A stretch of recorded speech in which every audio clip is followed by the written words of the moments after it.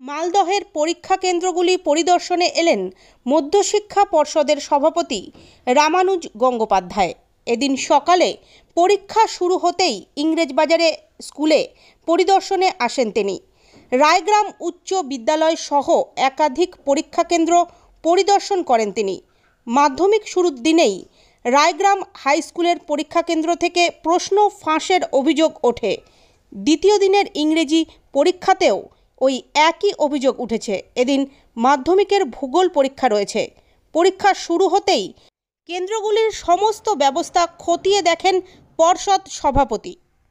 স্কুলে এলেন, আমরা দেখেছিলাম পাচারের বলে যে অভিযোগ উঠছিল, ফার্স্ট যদি না বলি পাচার, সেটা রায়গ্রাম স্কুলে। এখানে আবার পরীক্ষার্থীরা মোবাইল সহ ধরা পড়েছে। আমি এনায়তপুরে এসেছি, গেলাম প্রথম, তারপরে এটা সেকেন্ড স্কুল রায়গ্রাম। আমি বেসিক্যালি পর্যবেক্ষণের জন্য এসেছি কীভাবে ব্যবস্থা চলছে। বারবার করে বলা হচ্ছে যে ব্যবস্থায় কোথাও ত্রুটি আছে, আমার দেখা দরকার।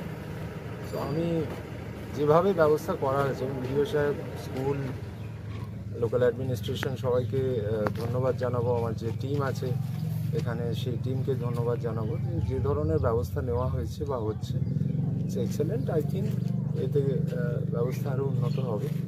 আমি বারবার বলছি, আমরা সুষ্ঠুভাবে পরীক্ষাটা নিতে চাই, এটা আমাদের টার্গেট। মালদা এই বিতর্কের মধ্যে বারবার চলে আসছে। এটা মানে যেখান থেকে হচ্ছে ঘটনাটা, সেইখান থেকেই বিষয়টা রিপোর্টেড হচ্ছে। তো বোর্ড বলতে পারবে না কেন কোথাও কি হচ্ছে, বোর্ড বলতে পারবে সারা রাজ্যের কথা। সো সেইভাবে ভাবাচ্ছে না। আমি তো সব জেলায় যাচ্ছি, এখানেও এসেছি, তো সেই অর্থে ভাবাচ্ছে বলবো না। তবে হ্যাঁ, এটাও ঠিক যে এখানে কেন হচ্ছে এটা তো নিশ্চয়ই সময় বলবে। নতুন কিছু টিপস দিলেন আজকে? টিপস দেওয়ার কিছু নেই, আমরা সবাই খুব দক্ষ এবং আমার মনে হয় অভিজ্ঞতা আছে সবারই। সো সেই অর্থে টিপস দেওয়ার মতন কিছু নেই। তবে হ্যাঁ, ভালোভাবে আমরা যাতে কাজ করি।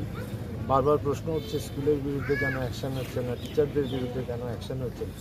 আলটিমেটলি এটা মনে রাখতে হবে, এনারাই কাজটা করছেন এবং 9,23,000 ছাত্রছাত্রীর পরীক্ষা ভালোভাবে হচ্ছে। যাদের মনে হচ্ছে তাদের নিশ্চয়ই অন্য কোনো স্কুল কর্তৃপক্ষের কোনো ত্রুটি পেয়েছেন? যেখানে দেখুন, ত্রুটি বললে ডিফিকাল্ট কোয়েশ্চেন এটা।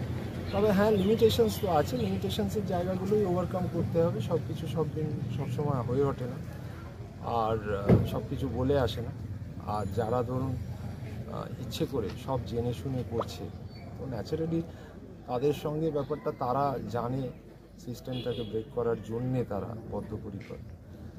স্কুলগুলোও চেষ্টা করছে নিশ্চয়ই তাদের ক্ষমতার মধ্যে থেকে। সো সেই অনুযায়ী আই থিঙ্ক মানে overall the system is working fine. এইবার প্রথম আমরা দেখলাম যে কিউআর কোড, যেটা নিয়ে সফলতাও পেয়েছেন, চিহ্নিত করে দেওয়া যাচ্ছে। অনেকেই চিন্তা ভাবনা করছিলেন যে এটা কতটা সফল হবে নতুন ব্যবস্থা, কিভাবে সাফল্য পাচ্ছেন? না, আমি মনে করি না এখানে কোনো সাফল্যের ব্যাপার আছে। আমি বলেছি এটা প্রতিরোধ করা। এতদিন যেটা হতো যে কিছু কিছু প্রশ্ন ছবি বের করে বলা হতো যে বোর্ড পারছে না বা প্রশাসন পারছে না। আমি বেসিক্যালি একটা প্রতিরোধ তৈরি করার চেষ্টা করেছি। QR code is a very simple technology. Major কিছু একটা যে চেঞ্জ হয়েছে তা নয়। সিস্টেম ইজ নর্মাল, যা প্রতি বছর হয় সেরকমই চলছে system, except only one thing, QR code. So QR কোডটা অ্যাকাউন্টেবিলিটি ফিক্স করার জন্য করা হয়েছে, যাতে উই ক্যান সে যে কোড থেকে কোয়েশ্চেনটা বেরোলো, কী হলো। আগে যেটা হতো আমরা বুঝতেই পারতাম না, পুরোটাই মানে কানে শোনা ব্যাপার ছিল।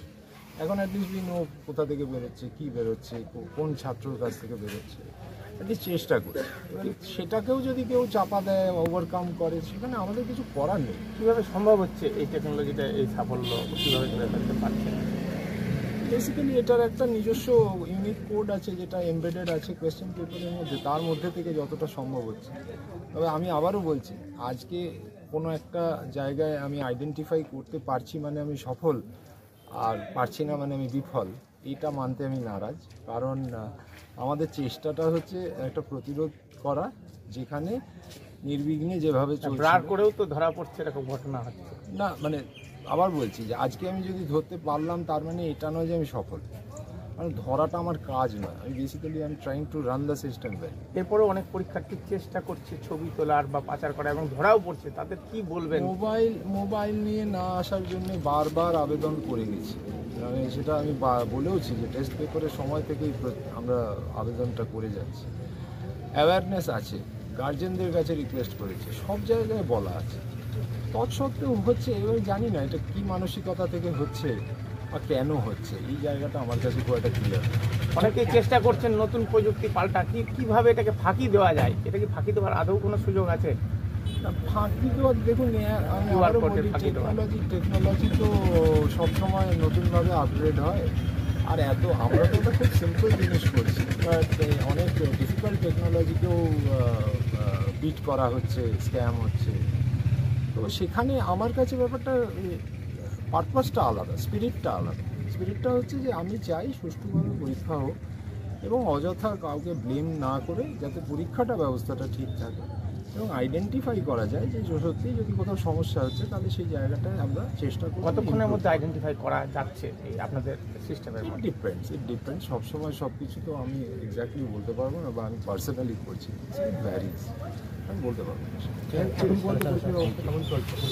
আমি দুটো স্কুল দেখে এলাম, এই দুটো স্কুল নিয়ে আপনারা জানেন যে আপনারা খবর করেছেন, তো আমার মনে হলো যে এখানেই যাই, যে একটু দেখে আসি কিরম চলছে।